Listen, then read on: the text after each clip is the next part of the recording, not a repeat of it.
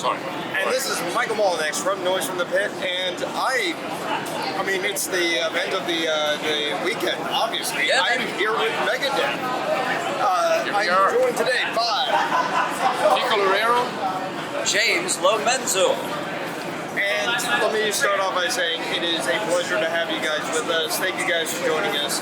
So, yeah, this is a weekend, Rocklahoma. We've survived 2 days thus far, and You're looking now, good for it, dude. You're looking good. Hanging in there. I'm held together by chewing gum and duct tape. at Good, this man. point. Whatever it takes, dude. We're put together by metal, you know. Well, tell me about, every day has been great thus far, but clearly this is the day everybody has to come out for. I mean, we've got Five Finger Death Punch, we've got The Who, we've got Motionless in White and Nice Night Kills, but let's be honest, everybody here is feverishly hungry for some Megadeth. Right on. Okay. Tell me, what is it like showing up at a big thing like this, knowing you guys are the draw?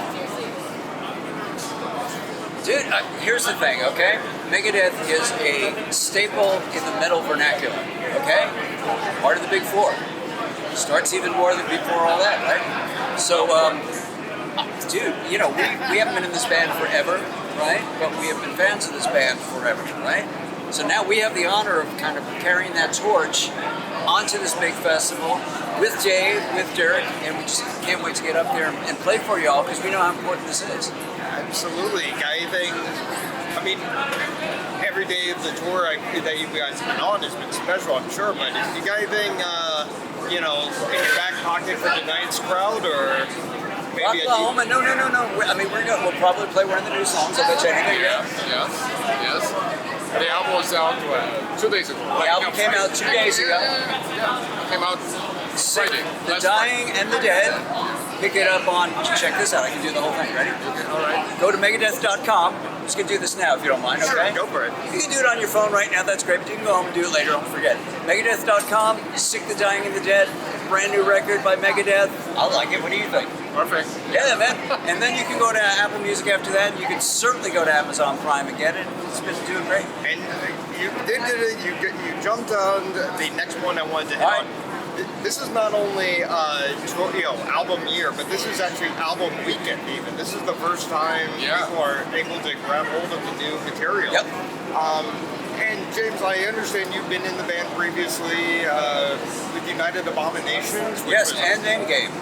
Well, I was going to say I'm a big United Abominations fan. Yeah, me too, I like that one. I recorded Dystopia. Okay, wait. So, cool there. So, okay, by this point, you're already worked into Well, the... like 7 years, yeah. Oh, really? Yeah. I mean, God. you had the 2 years of, pandemic kind of, Yeah. No. Time But it was seems the time to that stretch. we were creating and recording the new album. Well, so not only is this a new album from Megadeth, but also a pandemic album. How did that affect the writing process, or what did you guys really take out of that to bring into this new I one? think the songs are pretty aggressive in a way, right? And fast and angry. So, maybe that's the result of the being locked at I think home. I wasn't part of the writing process, right? But I think it's like everybody's been had their lives kind of slowed down during the pandemic, right? So it's like this big giant elastic band. In this case, you'd hold it like that, not like this, not like a rubber band, right? Right. And it gets tighter and tighter and tighter. So I think, I talked to Dave about this.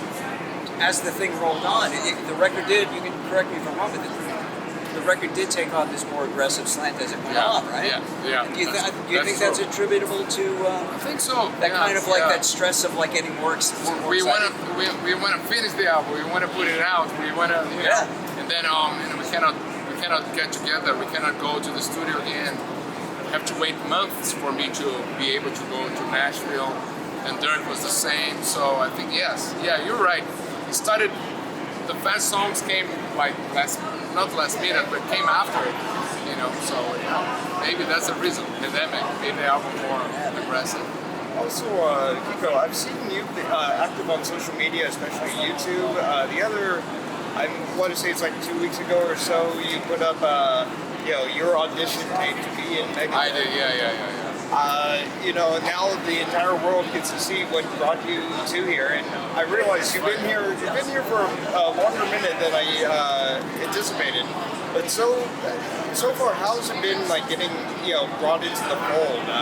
You know, from all these great Brazilian bands to Megadeth. Yeah, one day I was like, digging into my hard drive discs, and I found those videos. It was like those 4 songs that I filmed. I learned the songs in 2-3 days. Filmed. I mean, I knew the songs already, kind of, but I never really played the songs. So then I filmed those 4 videos and sent to Dave. That was my auditioning then, because then I met him, and then we didn't play together. We just talked, and those videos were the ones that kind of helped Dave to decide.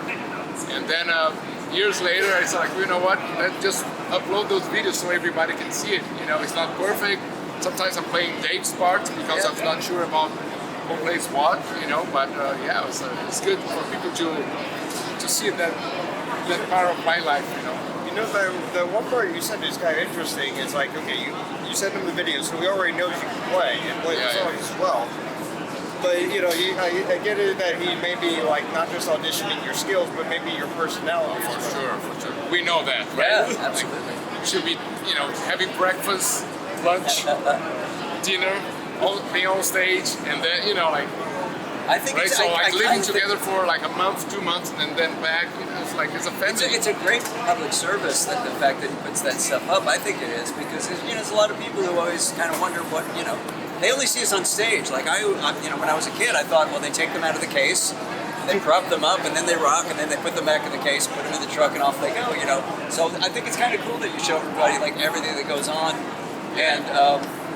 But we always have to watch out because there's always that errant camera phone like right behind my butt in the wrong place. Step into a room and he'll be like playing and stuff like that.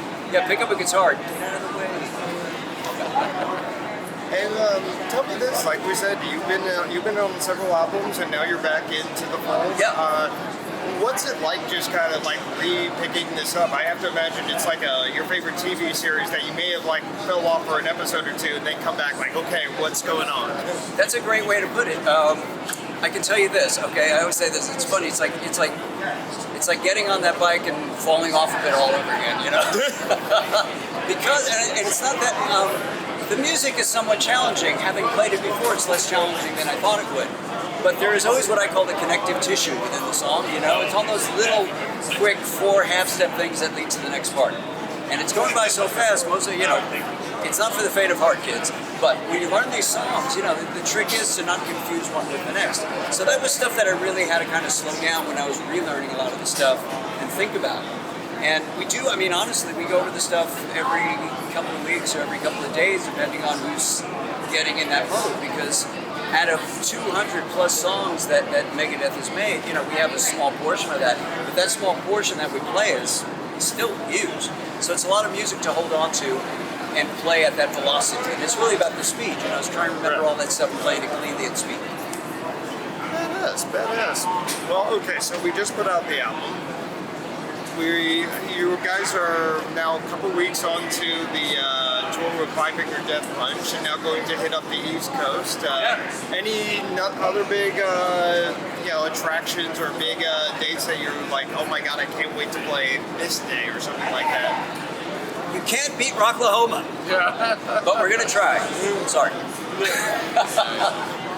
It will never see it coming. He'll wake up tomorrow in a daze with its wallets taken and its head gone. So yeah, well, I can tell you this: we're going up to New York, and we're going to one of my favorite venues, which is out on Jones Beach. I grew up on Brooklyn, and we'd spend our summers going out there. Sometimes seeing concerts, sometimes going to the beach, sometimes just smoking joints on the beach itself. So for me personally, I always love to go back to that venue because it has so many great memories, and we're doing that for sure. Isn't that such an awesome thing? It's like when you're able to go back to like one of the places that just made music for you, right? Oh yeah. Here's what's awesome. Here's what's awesome. My wife sending me a photo from the interworld, from the internet, with our pictures up right in the middle of Times Square. I grew up in New York, kids. You have no idea how that could blow my mind. Because when I was a little kid, I could only hope that I could be in a band that had any kind of value to the masses, anything like that. I used to go to Madison Square Garden and see all of my favorite bands, Queen and all those, I can go on and on. Paul McCartney played there in his heyday. Yeah. And so to have our ugly mugs up there all crammed together over there on the top of the thing, man, that's just, this is an old dog who's got a really sweet new trick that you never thought he'd be able to see. So, yes. Seriously, I'm thrilled. I'm thrilled for you to get back up to New York and absolutely melt faces, Times Square, live it up, because that sounds unreal. Dude, it's a dream come true. It really is. And I'll get on my self-help podium here. Kids, if you work really hard, no guarantees, but sometimes they come true. And I don't know if there's a international component to this tour or anything like that, but I assume soon enough you'll be back. You're from Sao Paulo, right? Yeah. I grew up in Rio for my childhood, so absolutely. I was born in Rio. No kidding. Yeah, I was born in Rio, but moved early, when I was 2 years old to Sao Paulo. But all my family from Rio. I was really little, but I have such great memories of it. But I'm digressing. Tell me this: is there, on the same page, is there either a venue that's just oh my god, I never thought I'd get to play that, or suddenly you're national talk of Brazil when you guys head back home? In Brazil? You mean in Brazil? Yep. Yeah. I mean, Rock in Rio would be the festival. Yeah, man. Because I can't say that I play guitar because of the first Rock in Rio. Was in '85. I didn't go to the festival. I was too young. But I remember watching on TV the bands, Queen, Maiden, Ozzy, AC/DC. But yes, and then I was like, I want to be there. I want to do this, And then Rock in Rio '91, watching Megadeth during the Rust in Peace tour. I was there watching them, and so now I'm here. Yeah, man. A glimpse through the future. Yeah. Soon. Dreams really do come true. They do. God, actually, I was going to say, I think this is a good spot, and I'd give you guys the last words to, go out on. I almost think dreams do come true. Is that is a proper closer almost. Yeah. Oh yeah. Well, I can tell you this. Okay, so we do clinics. We get in front of a room full of kids, right? And I always get that same question. I don't know if you do. We haven't talked about this, but you get that question how do I get to do what you do? You always get that one guy, right? And I want to help them, but I have no idea. But I do know this. Certainly dream about it, but prepare. Decide that you love it, because if you really want to get there, you've got to love it every day, because it ain't great every day. It looks great when we do it, but it's hard work all the way, It takes years and years and years. Some people luck out quickly, but to have a long career like we have, it takes a lot of work and dedication, just like any other thing. Somebody once said, it's odd, the harder I work, the luckier I get. Yeah, that's a great quote. Yes. But I wish I could figure out where did I hear that, who I attributed to. But otherwise, guys, I want to thank you, and seriously, you've been awesome dudes. I am excited to go photograph you later on this afternoon. Oh, no photographs. Just kidding. Come on.